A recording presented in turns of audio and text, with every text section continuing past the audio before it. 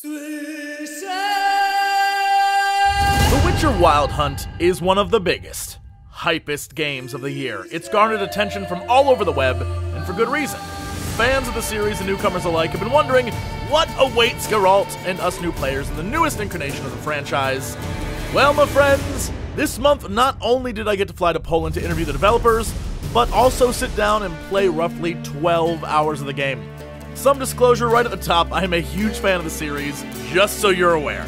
But this might be one of those few occasions where the game actually lives up to the hype. So without further ado, let me take you on an adventure to a faraway land. My name's Jesse Cox, and this is a Witcher Wild Hunt preview. Now, one of the biggest questions I've been asked since I played is, how big is the world?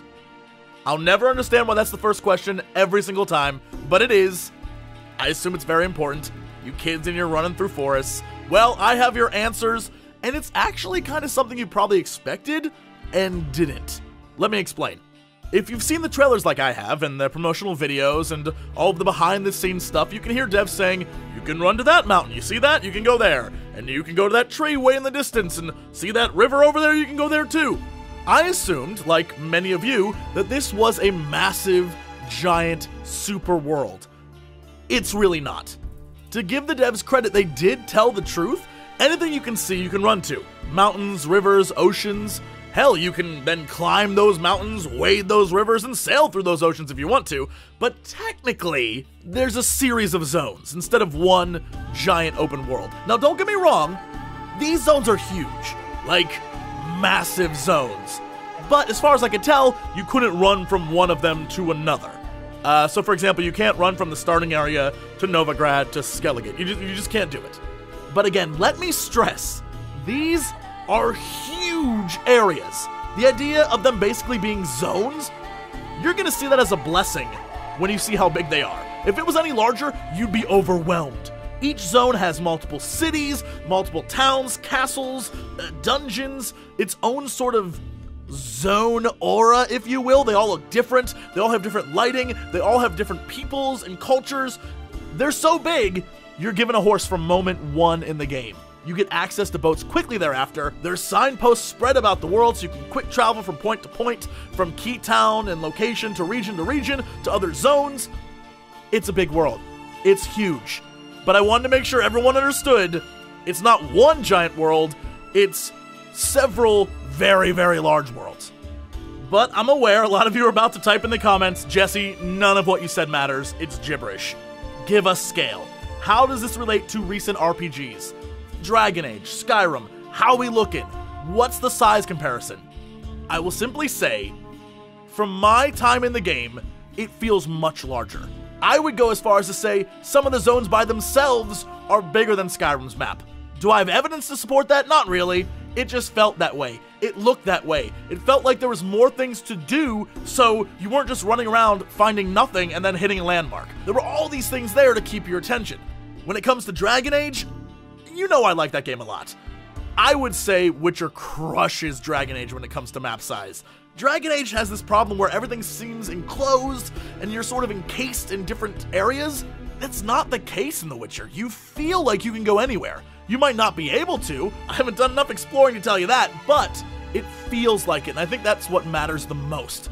It looks and feels like the real world. It's not, I entered a zone and now I'm in a forest surrounded by cliff walls, or now I'm in a desert surrounded by cliff walls. It feels much bigger than it probably is, but that's fine because that's what I'm looking for. And hopefully, if you're a gamer like me, this gives you a sense of wonder, like, what's over there? What's under there? What's up there? And you want to go to those places and you want to find out. Find the treasure, find the story, find the monster. And you can do that. Which leads us to the next part, exploration. I will never doubt those stories of the devs saying that if you want to, you can find about 1,000 hours of gameplay in the Wild Hunt. I kinda believe them now. Just by running around, I stumbled across dungeons, and hidden items, and monsters, and bandits, and quests, and mini-games, all sorts of things. If you're looking for stuff to do, there's stuff to do. Now, I'd be a liar if I said they were all meaningful experiences. Sometimes, a sunken treasure chest is just a sunken treasure chest. But other times, that treasure chest leads to another chest, and another chest, or a magical key, or an item, or a monster, or a storyline, and that's when it gets really interesting. Now, there are more structured things you can find, like horse racing and gambling, and a new card game called Gwent that, I'll be honest, at first I thought was really simple until I got my butt kicked and realized it's much more difficult than it seems to be. I hesitate to compare it to another mini-game of some sort. At first I thought it was kind of like Triple Triad from Final Fantasy VIII, but it's not. Each player has an army of cards that you can collect throughout the game to upgrade, change, modify your deck, if you will. And then you play in a board of 3 rows per team. So you have a front row, which is guys with swords. You have a middle row, which is archers, but sorceresses and other people can go there too. And then you have a back row, which is catapults and your siege weapons. You can also use magic spells and different hero cards to change the way the battle plays, but you're basically trying to get the most points possible. The thing is, you can only draw so many cards per game, so what you're trying to do is outthink and out-strategize your opponent by only placing the certain number of cards you need to either make them waste their good cards or to not waste your good cards. It's best 2 out of 3, and actually I learned sometimes it's just better to let the other guy win the first one so you can see what he has and try to determine how best to beat him.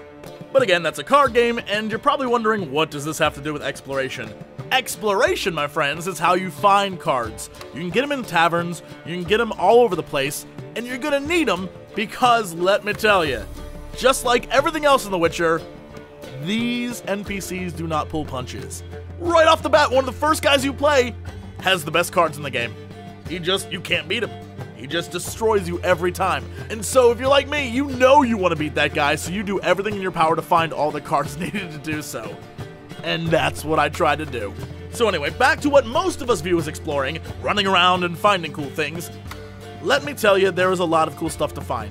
As I said, you feel like you can go anywhere. And it's that feeling that leads you into some really cool places. Just as an example, one time I was running around and I discovered this woman who was like, "Where's my pan? Oh, I can't find my pan."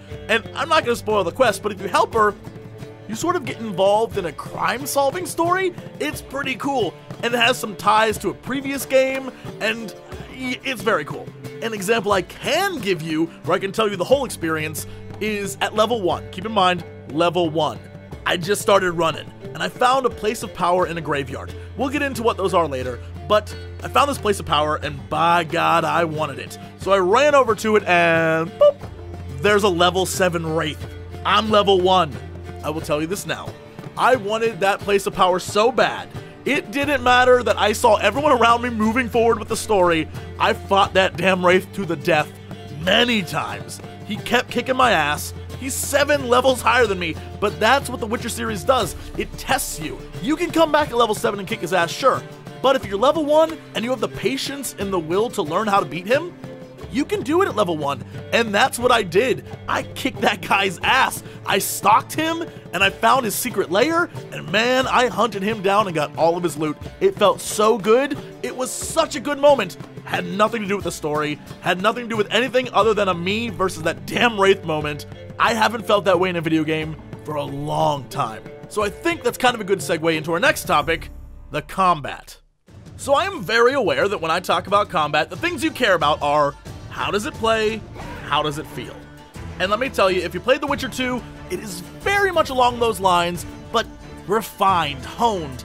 It takes the combat of Witcher 2 up to a new level. In Witcher 2, there were a few moments where if you were swinging wildly, Geralt would keep swinging no matter how much you wanted to roll out of the way. In the Wild Hunt, it is much more responsive.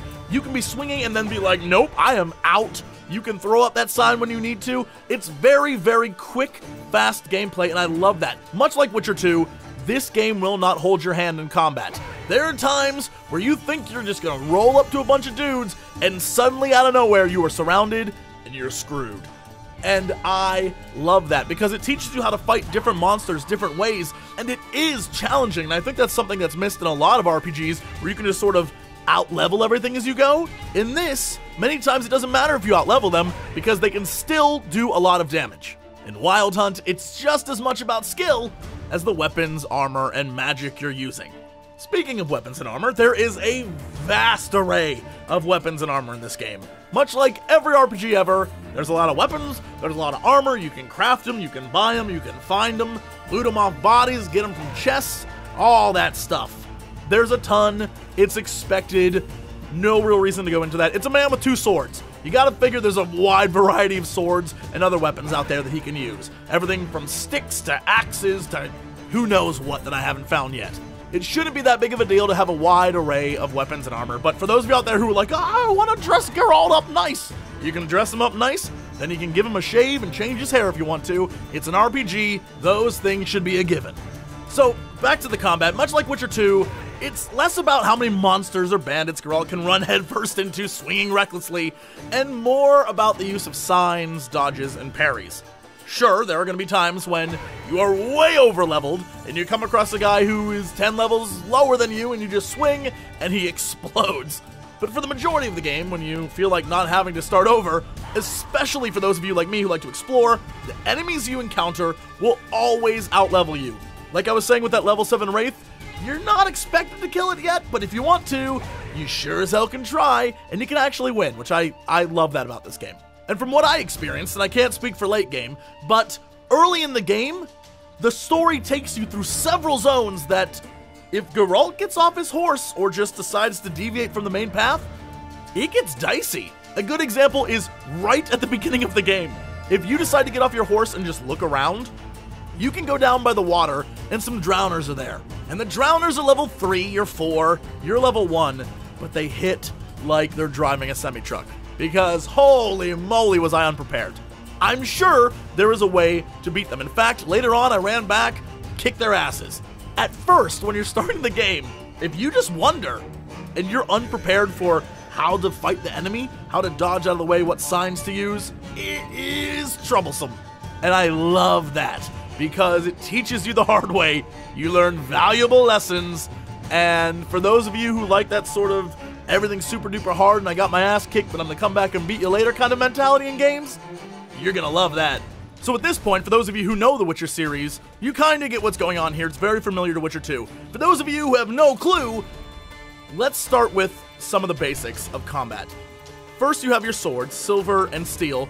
These swords are used on different monsters. The steel sword can be used on bandits and lights and bears, and the silver sword can be used on all sorts of undead beasties or fantasy creatures. Then he has his signs. The signs are magic spells. There are 5 of them, and each of them does something different. So, for example, you have Ard, which is kind of like a force push. You can stun enemies, break down doors, ruin your neighbor's fences, whatever you want to do. Igni unleashes a quick burst of flame. So this will set people on fire, it'll light torches, it can scare dudes, it can actually do some really cool stuff. If a guy's on a horse, you can use the fire and the horse will throw him off. It's awesome. Irden is a magical trap that you throw on the ground and it immobilizes enemies. There's actually a fight in the game where you have to use it on a certain enemy to make it visible so that you can then kill it. It's actually kind of cool. Quen, my go-to and favorite spell, is a shield. It's for reckless idiots like me who don't really rely on skill, just rely on running in and trying to seem like they're good at the game. That's for me, that's my spell. In Witcher 2, I buffed that thing so high. In Wild Hunt, I still use it, but they nerfed it a little bit, so I've had to adjust, shall we say. Finally is Axii, and that's a charm or a silence. You can cast it on an enemy in battle, and he'll just be like, oh boy, and then you can just easily kill him. The signs, just like in Witcher 2, are what take the Wild Hunt combat to the next level. They are so much fun to use. The only problem I have, though, is that sometimes, depending on the situation in combat, I couldn't get the sign cast off. Like, there is a delay. Geralt has to cast it, and so if you're trying to clutch, shield, or trying to flame some guys to get them away from you, you actually have to back off from combat. I'm not sure that I like that. I like the idea of being able to do quick casting, but I suppose that's one of their gameplay decisions. Just like in Witcher 2, you can upgrade all these signs, but this time, there's so much more to consider when putting your points into whatever sign or skill or ability you're trying to do. The talent system is really, really cool. The skill points you acquire are shared between physical skills, your signs, skills related to alchemy. Luckily for you, you can get points everywhere. From those points of power that I talked about earlier, you can get them from leveling, all sorts of things. The real trick to managing all those points is the new mutagen system.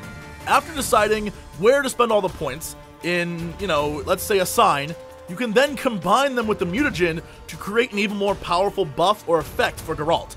So red matches with red, blue matches with blue, you can switch and swap and do whatever you want, but it changes the effectiveness of those abilities. So having 3 blues with a blue mutagen is going to give you something awesome. Whatever it is, it's going to be super buffed. So you have to plan and be smart and think ahead about what you want to do with those points.